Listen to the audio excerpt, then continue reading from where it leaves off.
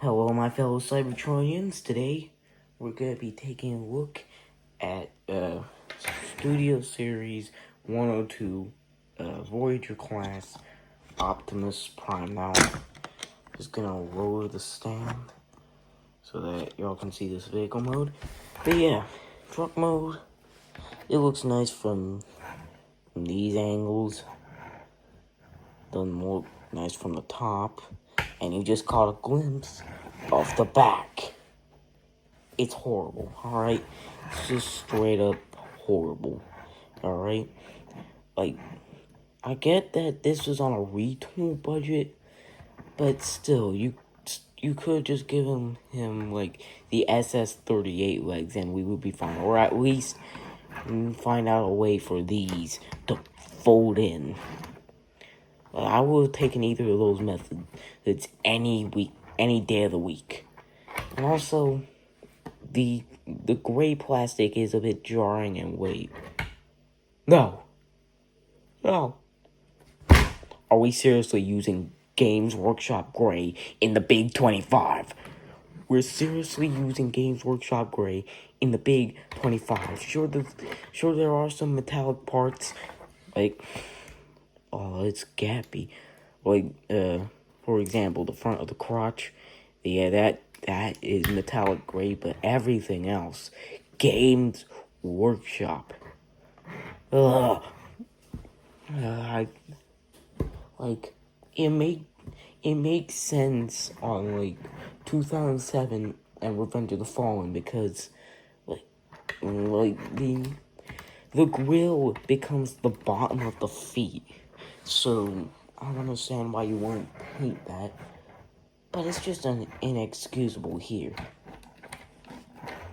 But, yeah. Let's just do some size comparisons. Here he is next to Studio Series Overload. So, you can see how that works. I got the weapon storage on all these, except for Prime, except for 2007 Prime, because, well, I don't have the gun. That's a pain. My previous review, Studio Series Ironhide, and scale probably works. No, it does not. Wait, actually, hold on. Scale's actually kind of close for these. Or it's not, alright? 2007 Deluxe Class Bumblebee. This is another one that I don't have the weapon storage for because I don't have the weapon. And also, I don't think I've given Ironhide or this a ranking, so I'm gonna give Bumblebee here a 5.5 out of 10. It's a fun figure, but just extending out the arms is just way too tight. And I'm gonna give Ironhide an 8 out of 10. It's a great figure, but it's weird articulation choices. It's wax scale with the other Autobots, and its rarity just drags it down and just like hold it back from getting a perfect score. But yeah, you can see how that works out. Not at all.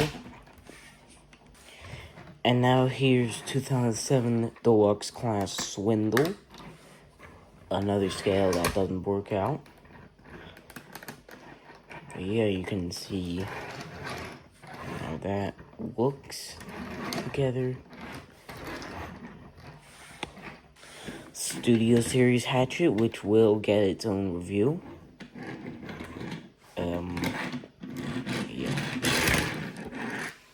Yeah. And here's First Movie Leader Class Prime. I like that. And last but not least, here's Revenge of the Fallen Battle Hooks Leader Class Optimus Prime. I like that a little less than the first movie one, but I like that nonetheless. Oh yeah, and it does the thing that I mentioned in like the previous review. So it does the front tires, it does the front wheels pinned, like, that's a good thing, so it rolls real well. However, it does the others in mushroom pegs.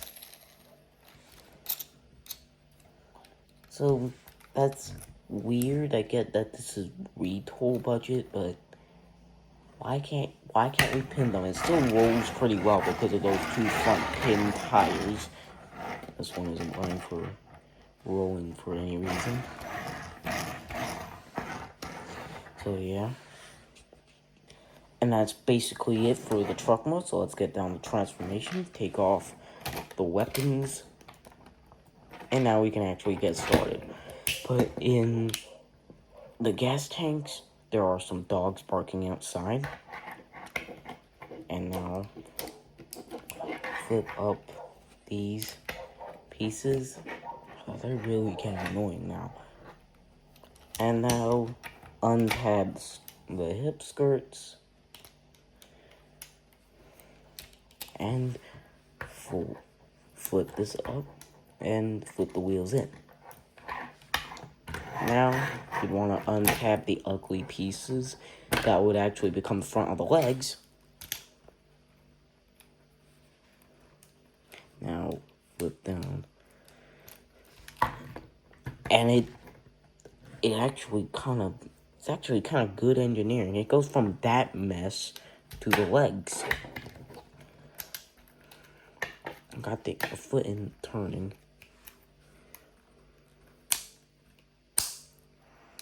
So, you want to do that?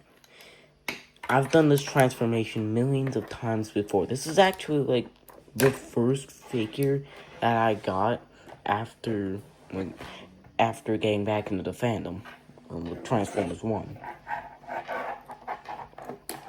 But yeah, you want to untab the windows and just fold them. Now, untab these pieces. It doesn't quite do a classic Optimus Prime, so if you just... Oh, wait, blah.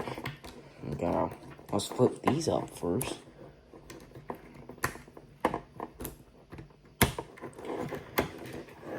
Now, as I mentioned, it doesn't quite do a classic Optimus Prime. So, like, if you just try to do it, like flipping out the elbow and just folding out the arm, it won't be able to go up. So instead, I want to flip out the elbow and fold this up, making sure it soft clicks in, and then putting down the arm. Now, it can go up at a very weird angle because it's the Trigger Happy Hot Rod shoulders, but it can't go back. God damn it. Yeah. Rotate around the forearm, which I mistakenly called the elbow, and and you can either flip out the hand or put on the very pathetic looking cannon. Sure, the upgrade kit fixes all of this, but it's more expensive than the figure, so I won't be getting it. Than the figure itself, so I won't be getting it. Now, flip out the hand, and you can either put the sword accessory on or take it off. But yeah, it's done in a nice metallic finish. Oh yeah, and the abdomen is in a metallic finish as well. So you just want to halfway flip it up and then rotate it around, then flip it up all the way.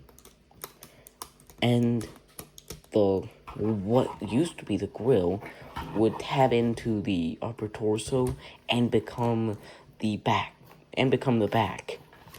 That's nice. And y'all seen this before on SS-38. You just wanna fold out the chest, rotate up the head, fold this down, and put back in the chest. So, here you have SS-102 in his robot mode. Cleans up pretty well. Nothing random hanging off the back except for the truck windows. forearms. So you'll have an actually nice looking robot mode. And the articulation, it's weird, alright? It's kind of weird, but,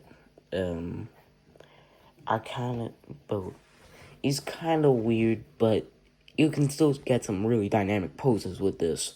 So, head is on a very expressive ball joint, extremely loose on mine, however, it does keep its position if you're not violently shaking it. And the shoulders are on the trigger happy hot rod shoulders. They go out that far. They don't quite do a creative engineering logo, but they can do a full 360. Get a bicep swivel and can go full 360, and you get a double jointed elbow that doesn't swivel in a weird spot. Man. And you do get a wrist swivel. And you also get a can swivel because it's on a peg. So that's about it. And you get a... Why isn't it swiveling? You get a waist swivel, goes all the way around. And you get a fake ab crunch. So, some people, including me, used to struggle to figure out the difference between a real ab crunch and a fake ab crunch. So, a real ab crunch has the entire torso going with it to crunch. So that's considered as a real ab crunch. However, a fake one only has the upper part of the torso going on this like strut. So it's a fake one because it doesn't bring the abdomen with it. Yeah. So the hip skirts can move out to accommodate the legs. Still doesn't do a full spread, so he can't break his balls. And hips are kind of weird because they go out all the way, because they put the little thing that the hip is mounted on forward instead of putting it straight, because there's no way they're gonna be putting in like a drop down hip skirt section. So that means that it can't go back. And then you get a thigh rotation that goes all the way around. And you get a soft ratcheted knee bend. A ratchet on a Voyager?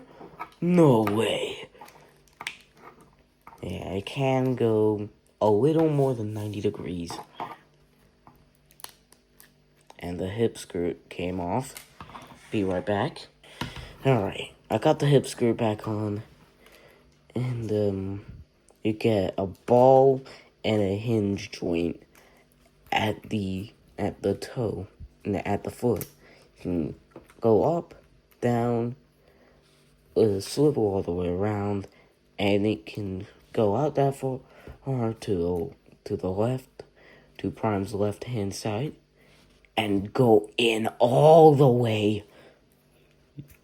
It's devious. It's diabolical. Okay, now, as I mentioned before, you still can get some, pretty dynamic poses. However, like Ironheart, he has some weird ones. But now, it's time for the comparisons. I'm gonna have to transform all my figures. Here he is next to Studio Series Overload. Scale does not work out at all. They should have made this like a commander class or something. They should have made Devastator as a whole a Titan class or something. I don't know. And now here he is with Studio Series 14 Ironhide, my previous review. And yeah, at least he's smaller than Prime, right? Slightly smaller. Here he is next to 2007 Deluxe Class Bumblebee, and I know it's the wrong movie, but I don't want you going into that drive-in theater anymore. But yeah, you can see how that works out. Cleans up a lot better, but you're comparing a studio series figure to like a first movie figure, so what do you expect? And now here he is. Sorry for the long cut, and if you hear noise in the background, the washing machine is on, but yeah, sorry for the long cut. It became dark in here, so I decided to turn on the light, and Iron hides in the frame. Here you go. I decided to turn on the light. Probably will notice it or not. But yeah, here is Swindle next to Optimus Prime here. You can see how that works out. I don't know if this is accurate size or not, but there you go. Here's Hatchet just standing up. And of course, the washing machine goes loud the second that I start recording. But yeah, here's Hatchet just standing up because... Oh, wait. Hey, hold on. He can stand up by himself now. Hold on. Alright. I guess that's cool. And now here he is next to first movie leader class Optimus Prime. And you might notice that I still haven't fixed the smokestack.